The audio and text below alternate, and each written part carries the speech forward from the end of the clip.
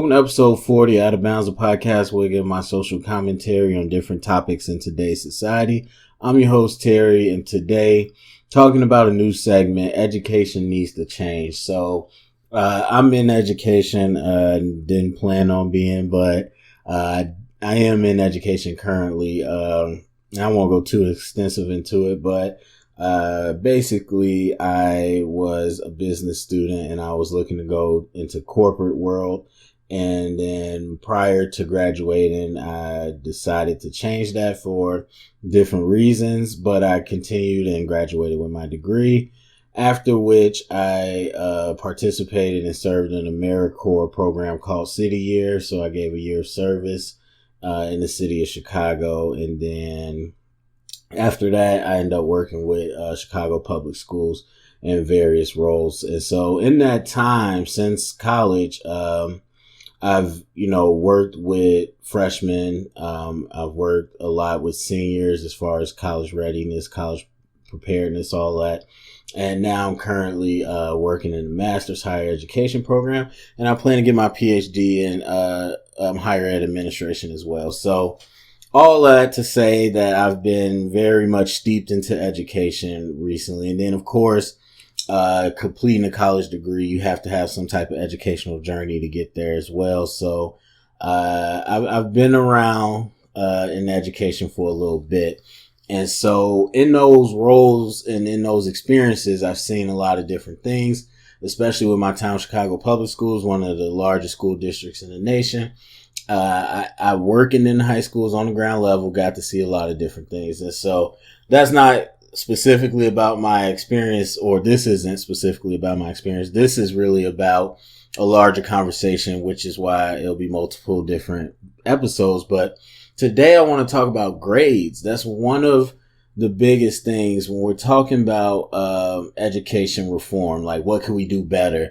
How can we change things as we see, the college enrollment rates not exactly going that far up. We're talking about high school graduation rates, definitely declining. And so when we're talking about what can we do in America, because we know it's a disparity in education, and there's a push, especially in Illinois, to privatize education. And so people with more money are more prepared. And we know what the cycle looks like of people that kind of have that background. And so one of the things that I would say that stick out the most, if you were to ask me to start the conversation about my experience with education, I would say grades is one of the biggest parts, because the biggest issue to me of why the high school system is failing especially is because students are lost at a young age, And so in Chicago Public Schools, we talked a lot about the pipeline, the education pipeline, where there's leaks and all that. And usually the leaks are pretty early on. You're talking about around first and second grade. And not to say that they drop out, but that's when you start having the issues. And so when you get to a high school classroom, and it doesn't really matter what the school is. If you're in a high school classroom, and there's one or two kids that are disengaged, not with the lesson or necessarily the class, but they're disengaged with the entire process, where they're being held at school when they feel like they shouldn't be. They don't care about their grades, all this, and the motivation's low, all that. They can definitely disrupt the class. And so if you haven't taught before, I'm sure you've been in a classroom, you still know it takes one student to throw everything off because there's only one teacher. And so you have to dedicate energy to keeping that student, from disrupting everybody else, that you don't have the time to properly teach what you want to teach or effectively give support to those that need a little extra support and attention. And so by proxy, one student disrupts the whole entire learning process of a classroom. And then you got students that go off to college and they might not feel strongly in certain subjects because they just never had a chance to fully engage with that class. And especially when you're talking about the biggest disruptors are our core classes, English classes, math classes, science classes. That's when students really disengage because those are the core subjects. It's not like a gym or an elective. And so why is that happening? I think that's one of the biggest issues, but the question is, why is that happening? And to me, like I said, that disengage comes very early on in the educational process because students lose self-esteem early on. And there's a lot of psychological factors that go into every person, adults. So you're talking about a young student that's a child. They definitely don't know how to handle it when some adults can't even handle it. And so how that self-esteem affects them when they're being put on a system, a graded system, a tier system. And you think about your own history with school. How early was it that you learned, oh, that's the smart kids, or I'm not a smart kid, or I am a smart kid, or I'm a nerd, whatever they want to call it? You understand the pecking order because that's how teachers are. That's how our education system is. And not every teacher, but some teachers are going to favor the kids that are engaging and learning. And you're going to see they get different things. And then you get the reinforcement methods that teachers were taught.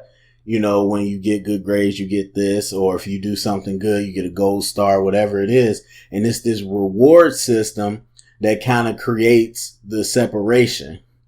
And so it doesn't take long for a student to understand where they are. And a student that's, in first grade, second grade, they're not going to have the wherewithal, maturity to say, oh, well, if I'm here and I don't like the way that feels, then I need to put more effort here so I can move up. That's not how they're going to take it. They're going to take it more as inherently there's something wrong with me. And grades are like that all the way in any level. Not to say that it separates you, because hopefully by the time you get older, you realize your knowledge and intellect is not tied to your grades, but it still separates you. It still affords you different opportunities. And so there's always going to be pressure. And so I think about now in my master's program, and we talk a lot about education and, this idea, because we have some, I think, fairly progressive professors in the program. And so we talk about this idea of knowledge for knowledge's sake. And we talk about the idea of actually learning and not worrying about the grade. But then when you go have conversations outside of class, the students are like, yeah, that sounds nice and all, but I'm not here to fail. I need that piece of paper. And so when we have the monetary value connected to class, when you have the reward system connected to class, the grades are going to matter. And so my proposition wouldn't be to get rid of grades, because you do need an assessment tool. You can't just say, okay, I'm not going to grade you, but we want you to learn for the sake of learning. Well, how do you tell if they're learning? Even if you give them tests with no grades and you assess, are they passing or failing, it's still essentially the same thing. And so I'm not advocating getting rid of grades, because I don't know a solid enough alternative that I've heard to that. But here's my thing. When I was a sophomore in college, I was a business student, as I said. I had a big business English class, business writing classes basically, but it was in the English department. Anyway, this was one of the best professors I ever had. One of the things she said at the first, day of class, similar, I want you to learn. I want you to actually engage with this class, and I want you to learn. But I recognize the pressure, and I recognize, everything riding on the grades for students. And so what she did is that she created a contract. And so basically the contract says that you will learn, or you will earn at least a B in this class. Like point blank period. You will get a B in this class if you do these things. And so it was really more completion. And so you would have to complete it on time, complete the assignments. You would have to have a certain amount of attendance everything. And so it really gave students flexibility to what they wanted to do. So with the kind of loose attendance policy, you knew which days or how many days you had off. Just like if you work a full-time job and got benefits, you know how many days you have to flex your schedule and take off. But then there was also moments in class where she'd be like, okay, at this point, we're done. You're free to stay and continue, or you're free to go. There's no penalty. And so you had a lot of students that would just stay the minimum amount, and they would use all their days to miss, and they did their assignments. They got their B. And she said, if you want to get an A, then you have to go beyond and above, not just a little bit above the required assignments, but you have to turn in excellent quality work. And so basically, if you follow the assignment, so it's not like you can get a 500 word paper and turn in 100 words and it counts. No, you have to follow the assignment. You have to turn it in on time, all that. But if you did that, it all added up to a B. And so there was no real stress on the grade of a paper or the grade of a test or the grade of a final or really any stress in the class. It was learning for learning's sake. And then so those that got an A were the ones that were engaging to a point where they wanted to do more and they wanted to get more out of the class, because all the time we're just trying to get the grade out of the class, that a lot of times students don't ever get to the point where they want to get more knowledge. And so something like that is what I think makes sense. It was a transformational experience in education for me, one that I haven't had since, where it fundamentally changed the classroom. And we talk a lot in education about technology, about the way you put the seats, about where the teacher stands, and like literally physically changing the classroom. But I think to change the culture and the vibe of a classroom to a point where your perspective is different, that is probably the most important thing, especially when we're not talking about sophomores in college, but we're talking about second graders, third graders, fourth graders in their formative years, when you're teaching them what it is to be a student, and when you're teaching them what it is to value education and why.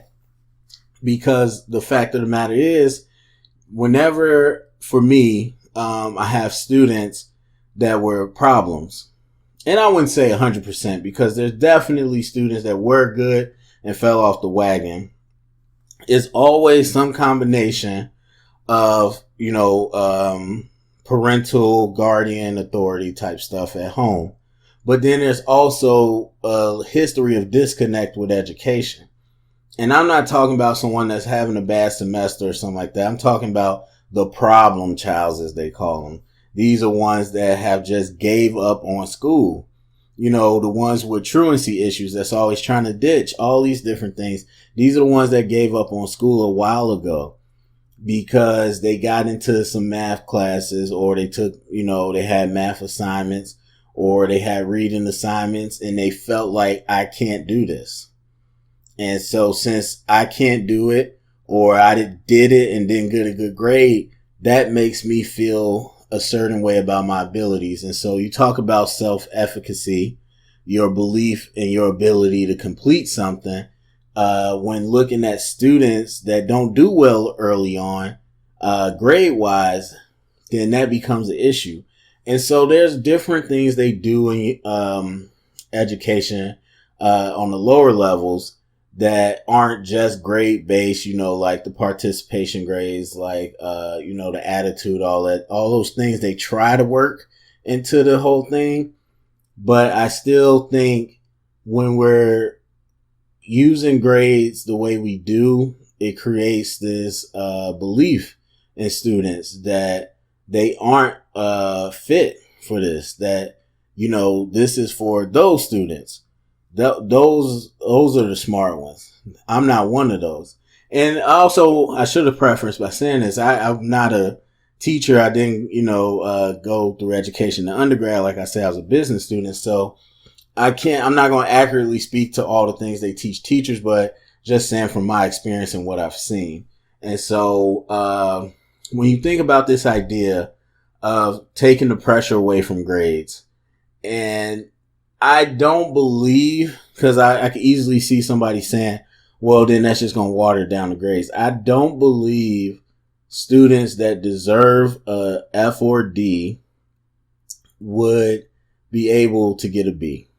That's plain and simple, because it's not so much that, hey, you don't have to do the work or you have to do less work. You still have to do all the work and in a timely fashion, but you have to follow and engage. In order to do the assignments, you're going to have to obviously pay attention when there's instruction.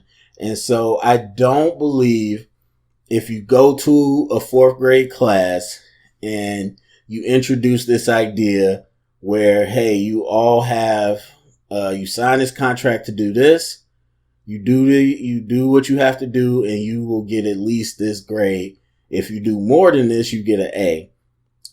I think it gives students a level of confidence and a level of motivation where they believe it's possible to achieve. Because you got to understand, once that first early one hits, that first early bad grade, and then you like, okay, now you're like, well, A's aren't possible for me. Maybe I got to shoot for B's, and then you continue to get bad grades. Well, maybe I'm just not a B student. You always hear that, A student, B student, whatever. And so people really take on the identity of their grades sometimes. And so I just think this is one of the ways that we could take the power out of grades, use it as an assessment tool as it should be of learning, and not really a hierarchy ranking tool. So anyway, go to comment sections. Let me know what you think about that idea. Let me know what you think about grades and education system in general.